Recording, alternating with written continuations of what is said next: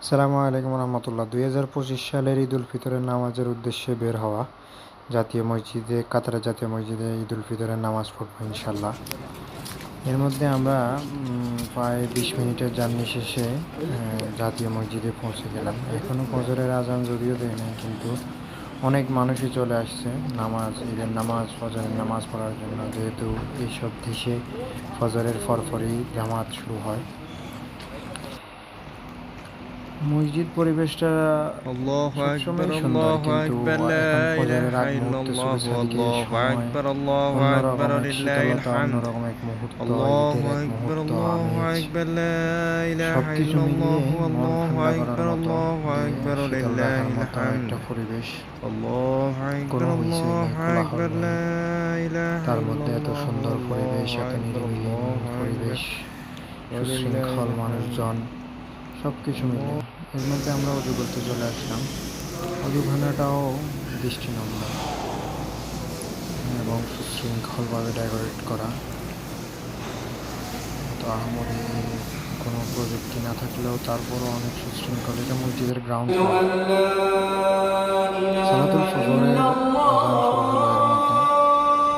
মসজিদের ভিতরে খোলা আকাশ, এখানেও নামাজ পড়ার সুযোগ আছে। নামাজ পড়ে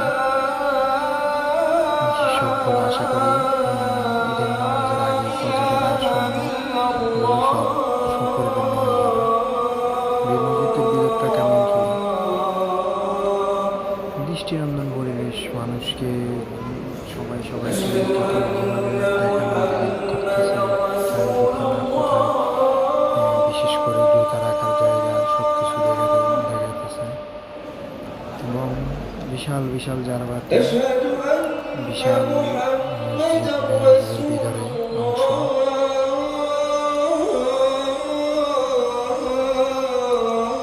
ফজরের আজানের আগে সব মানুষ চলে আসছে এখানে। যদিও স্থানীয় মানুষ নেই, বেশিরভাগই আজনবী বা বাইরে থেকে আগত সব কান্ট্রির লোক। বাংলাদেশ, ইন্ডিয়া, সুদান, মিশর, তুর্কি, মরক্কো, সব দেশের মানুষগুলোই আগে আগে চলে আসছে। তাদেরও হয়তো ফজরের সময় আসবে, না হয়তো ঈদের নামাজের একটু আগে আসবে। শীতের আগে সময়টা কাটানোর চেষ্টা করতেছে। কেউ ফটো তুলতেছে, কেউ কথা বলতেছে, কেউ সুন্নাত আদায় করতেছে, যেহেতু আজান হয়ে গেছে। বিশাল এক মসজিদ,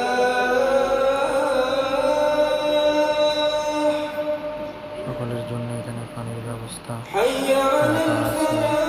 এর মধ্যে ঈদের নামাজ সম্প্রচার করার জন্য ক্যামেরাম্যান, ক্যামেরা ক্রু গুলো চলে আসছে। মানুষজন, হুজুর তাকবীর দিতেছে, হুজুর আজান দিতেছে, আজান চলতেছে এর মধ্যে।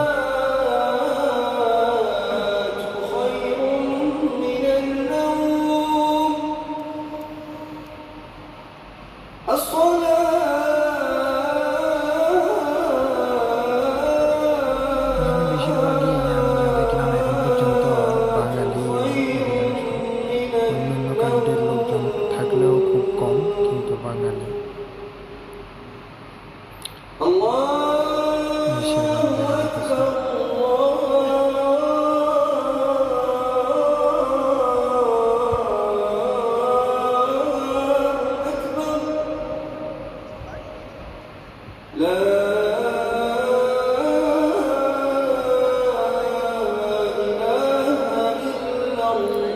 দৃষ্টিনন্দন শিল্পকর্ম, পরিবেশ, সব কিছু মিলিয়ে মন ভালো হওয়ার মতো একটা পরিবেশ মসজিদের ভিতরেও।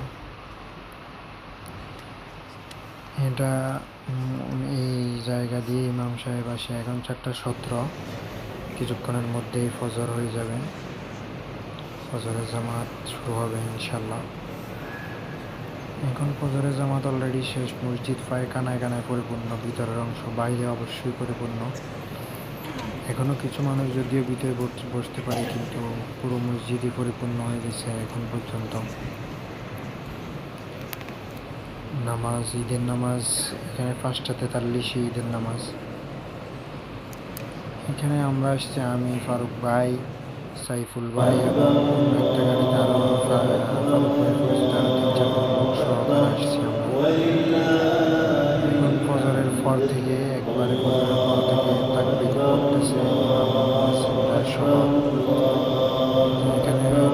চারজন ওয়ার্কার আছে এবং ম্যানেজমেন্টের লোকগুলোর সব কিছু ক্যামেরা ক্রু এবং মাইক সিস্টেম, যে সাউন্ড সিস্টেমের যে ক্রুটা আছে, ঈদের নামাজ শেষ এখন হুজুর খুতবা দিতেছে। টোটাল চারজন ইমাম ছিল এখানে, ইনি আমাদেরকে ঈদের নামাজ নামাতে বলছেন। 5টা থেকে বেশি ঈদের নামাজ ছিল, মাত্র খুতবা শুরু হলো। হুজুর খুতবা দিতেছেন, ঈদের নামাজের খুতবা, সব নিরবতা, সবাই খুতবা শুনতেছে। যদিও কেউ কেউ উঠে চলে গেছে, তারপরে অনেক মানুষ এখনো এখানে মহিলাদের নামাজ পড়ার ব্যবস্থা আছে। এখানে সব মসজিদে মহিলাদের নামাজ পড়ার ব্যবস্থা থাকে, যেহেতু ঈদের নামাজ সব বেশিরভাগ মানুষই ওদের ফ্যামিলি নিয়ে আসছে, যারা এখানে ফ্যামিলি নিয়ে থাকে। আশেপাশে আমাদের প্রচুর বাঙালি, দেখলে মনটা ভরে ওঠে। একটা আফসোস, নামাজ শেষে কার সাথে পড়াশোনা করতে মন থাকে না। খুতবা শেষে গিয়ে তার মতো তার পরিচিত সবার সাথে পড়াশোনা করতেছে। আমি সালাম খুতবা শেষে উঠে দেখি আমার পিছনে কাতারের ইসলামী ব্যাংকের রিপ্রেজেন্টেটিভ শাহ নেওয়াজ ভাই, ওনার সাথে পড়াশোনা করলাম। তারপর আরেকটা মাঠ ছিল, মাঠ থেকে মাত্র আসতেছে, সবাই সবার মতো পড়াশোনা করতেছে। বাইরে সবাই পড়াশোনা করতেছে, কেউ নিজের ছাতা, কেউ বের হওয়ার চেষ্টা করতেছে। বাচ্চাদেরকে বিভিন্ন রকম উপহার সামগ্রী দিতেছে।